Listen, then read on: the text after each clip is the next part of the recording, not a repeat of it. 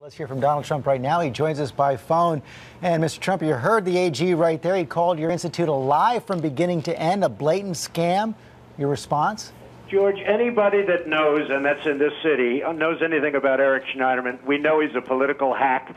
I know him very well. He comes up to my office looking for campaign contributions. He tells me lots of unflattering things about Obama. He tells me lots of unflattering things about Governor Cuomo. He was very upset with the fact that we didn't help him. He thought we should have helped him much more. This guy's a political hack from beginning to end.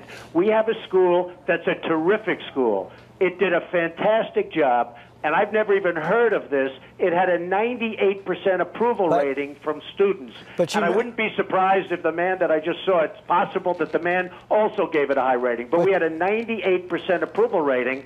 The school is terrific, and it did a great job. One of the things he says is that some of you who gave testimony has also later filed complaints, and he makes some specific charges as well. He says your advertisements claim that you handpicked the instructors, but that in fact you never picked a single one. Is that true, and can you prove it? He's totally wrong. I looked at every resume. I met with some people. I didn't meet with everybody. It's not my main business. I did this to help people, and frankly, if they would have listened to me, because I predicted, as you know very well, I predicted just about better than anybody else the housing market. If they would have listened to me, frankly, that would have done very well. But of course I looked at the resumes, I recommended people. We had a wonderful school with a fantastic approval rating. If you go to the Wharton School of Finance or if you go to Harvard, they don't have a 98% approval rating. This guy is a political hack looking to get publicity. By the way, he meets with President Obama on Thursday evening in Syracuse. He meets with him on Saturday. At 1 o'clock, he files a suit. So you're saying President Obama's behind this? George, it's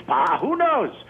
Who's a big. Well, you just threw the charge out there. Do you believe it or not? Let me ask you this, George. Who ever heard of a government agency bringing a lawsuit on Saturday afternoon? He's been looking into this thing for 2 years. He brings a lawsuit on Saturday afternoon, right after he meets with President Obama. I think maybe it's a mini IRS, George.